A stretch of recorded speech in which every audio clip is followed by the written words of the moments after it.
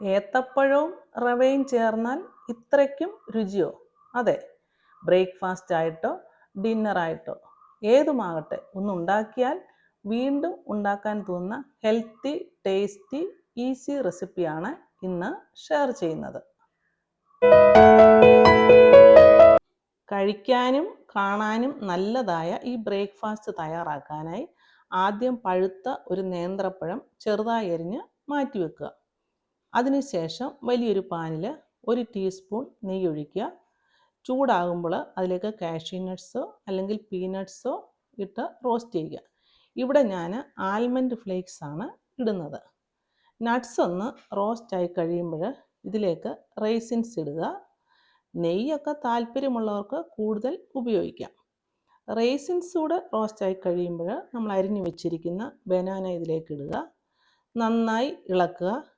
Medium ഫ്ലെയിമിൽ 1/2 minute roast ചെയ്യുക.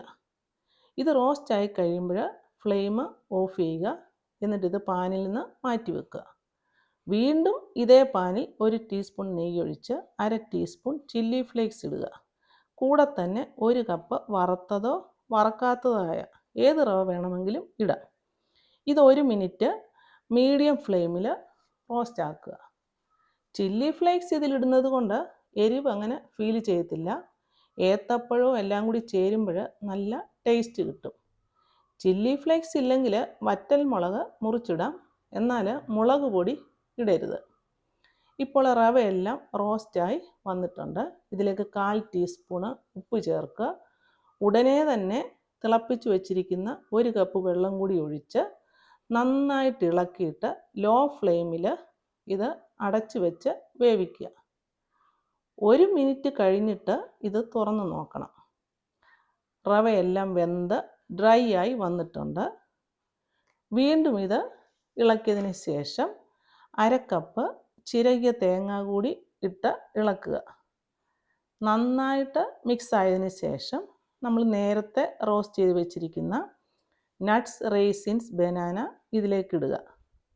എന്നിട്ട് ബാക്കി റവ കൊണ്ട് ഇത് കവർ ചെയ്ത് അടച്ചു വെക്കുക. ഫ്ലെയിം ഓഫ് ആക്കുക. ഇനിയും ഇത് ഉപയോഗിക്കുമ്പോൾ അടപ്പ് തുറന്ന് ഇളക്കിയെടുക്കുക. വളരെ സോഫ്റ്റും ടേസ്റ്റിയുമായ റവ പഴം പലഹാരം തയ്യാറായി. കറികളൊന്നുമില്ലാതെ തന്നെ കഴിക്കാൻ പറ്റിയ ഈ ബ്രേക്ക്ഫാസ്റ്റ് ഒന്നുണ്ടാക്കിയാൽ വീണ്ടും തയ്യാറാക്കാൻ നമുക്ക് തോന്നും.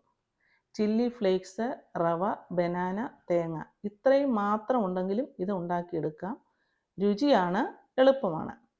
എപ്പോഴും ഉപ്പുമാവ് ഉണ്ടാക്കി കഴിക്കുന്നതിന് പകരം ഒരു പ്രാവശ്യം ഇത് ഉണ്ടാക്കി നോക്കണേ.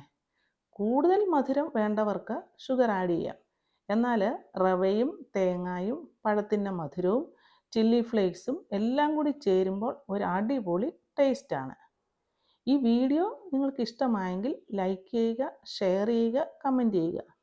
നിങ്ങളുടെ പ്രോത്സാഹനമാണ് എൻ്റെ എനർജി. വീണ്ടും മറ്റൊരു വീഡിയോയുമായി കാണുന്നത് വരെ ബൈ.